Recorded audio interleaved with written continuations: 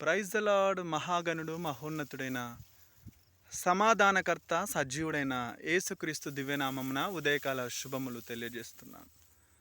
దేవుని యొక్క కృపలో అందరితో సమాధానం కలిగి జీవిస్తున్నారని, ఆ సమాధానకర్త అయిన దేవుని సహాయాన్ని మీరు పొందుకుంటూ మీ ముందున్న ప్రయాణంలో, మీ ముందున్న పరిచర్యలో, మీ ముందున్న ప్రభు యొక్క పరలోక రాజ్యానికి హక్కుదారులు అవ్వడానికి మీరందరూ ఎంతగానో సిద్ధపడుతూ, ప్రయాసపడుతూ, ప్రభు యొక్క సన్నిధానంలో ప్రార్థన పూర్వకంగా సిద్ధపడుతూ, మీకిచ్చిన ఆ యొక్క పిలుపు వైపు మీరు అడుగులు వేస్తున్నారని ప్రభువుని బట్టి నమ్ముతూ ప్రభువును స్తుతిస్తున్నాను. కనుక ప్రతిరోజు మీరు మీ పిలుపులో, మీ ప్రయాణంలో, మీ పరిచర్యలో ప్రభు కోసము ప్రయత్నించినట్లయితే అది ఖచ్చితంగా మీకు ప్రతిఫలం ఇస్తుంది అనటంలో ఎటువంటి సందేహము లేనేలేదు. కనుక అధైర్యపడద్దు, దిగులు పడద్దు, ప్రభు మీద ఆధారపడండి. ప్రభు పరిచర్యలో, ప్రయాణంలో, ప్రయత్నంలో ప్రతిఫలము మీకు అనుగ్రహించే ప్రభు ఉన్నాడు, ఆయన ప్రభు అయిన యేసుక్రీస్తు.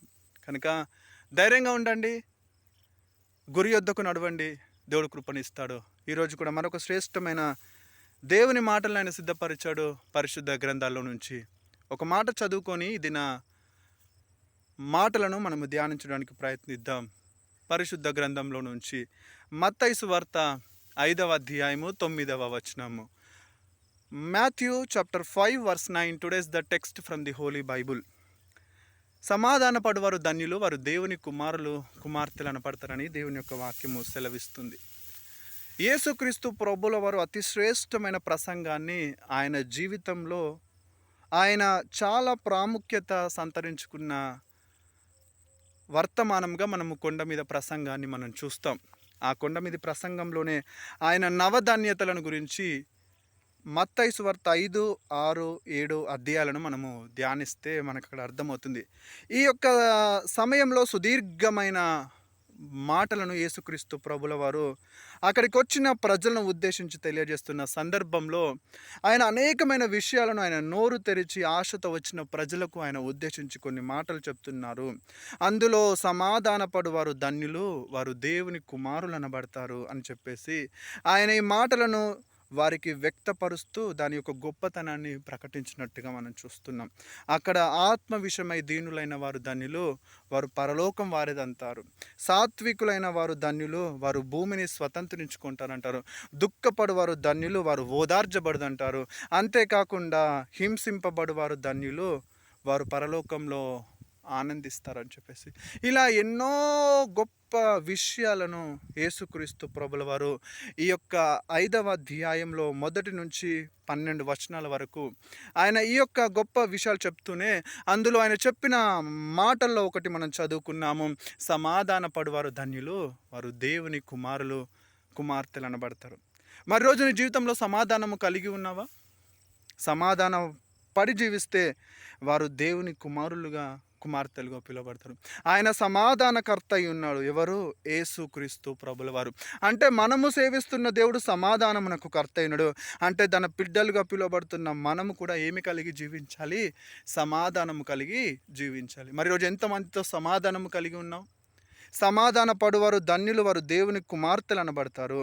అంతేకాకుండా సమాధానాన్ని ఎవరైతే వెంబడిస్తారో వారు అన్ని విషయాల్లో సమృద్ధి సమాధానాన్ని వారు పొందుకుంటారని పరిశుద్ధ గ్రంథము అనేక విషయాలలో మనము చెప్పినట్టుగా మనం చూస్తున్నాం. మరి సమాధానము లేక సతమతమవుతున్నావా? సమాధానము పొందుకోలేక సమృద్ధి విషయాల్లో ఆశీర్వాదాన్ని పొందుకోలేని నిస్సహాయ స్థితిలో ఉంటున్నట్లయితే విను. నీకు సమాధానము కావాలంటే, నీకు సంతోషము కావాలంటే, సమృద్ధి కావాలంటే సజీవుడైన దేవుడు ఉన్నాడు, ఆయన యేసుక్రీస్తు అని కనుక నీవు నమ్మి ఇంతకాలము సమాధానం కోసం ఎక్కడెక్కడో తిరిగావు, ఏమేమో చేసావు, కానీ విను, సమాధానమునకు కర్తైన యేసుక్రీస్తును కనుక ఈరోజు నువ్వు కావాలి అని ఉద్దేశించి ఈ లైవ్ ద్వారా వింటున్నట్లయితే వినో, దేవుడు పంపిస్తున్నాడు ప్రవీణ్ వేల్పుల అఫీషియల్ అనే యూట్యూబ్ ద్వారా. సమాధాన పడువారు ధన్యులు, అయితే వారు దేవుని కుమారులు అనబడతారు. అయితే నీకు సమాధానం కావాలి అంటే నీవు సమాధానము పడితే కానీ నువ్వు దేవుని కుమారుడుగా కుమార్తెగా పిలువబడవు. అయితే ఇప్పటివరకు సమాధానం లేని స్థితిలో ఉన్నట్లయితే విను, ఆ సమాధానకర్తని యేసుక్రీస్తు దగ్గరికి వచ్చి నువ్వు సమాధానం కావాలంటే ఆయన సమాధానం ఇస్తాడు. ఎందుకంటే అడుగుడి మీకు ఇవ్వబడును అన్నాడు. ఎంతకాలమైంది అడగక, ఎంతకాలమైంది సమాధానము రుచి చూడక, సమాధానము పొందుకోలేక అయితే విను. ఆ సమాధానం ఎవరి దగ్గర ఉందంటే సమాధానకర్త అయిన యేసు దగ్గర మాత్రమే ఉంది.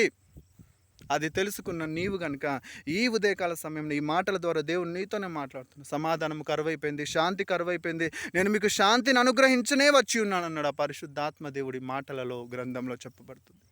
కనుక సమాధానము కావాలన్నా, సమృద్ధి కావాలన్నా, సంతోషము కావాలన్నా, సకల ఆశీర్వాదాన్ని స్వంతము చేసుకోవాలంటే సమాధానం ఇచ్చే దేవుడు ఉన్నాడు.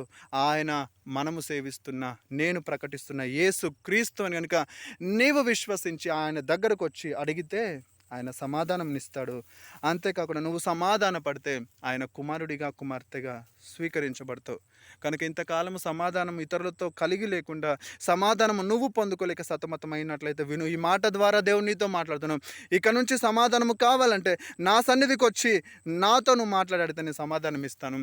ఎవరితోనైతే సమాధానం లేకుండా, ఎవరితోనైతే నువ్వు సమృద్ధిగా నీ సంతోషము చేత మాట్లాడలేని స్థితిలో ఉన్నావో, అయితే ఆ సమాధానము నువ్వు పొందుకోవాలంటే ఇతరులతో సమాధానము పడితే నువ్వు అప్పుడు శాంతి పొందుకుంటావు. సమాధానం పొందుకుని ఆయన బిడ్డగా, పరలోకమందున్న దేవుని బిడ్డగా పిలువబడతావు.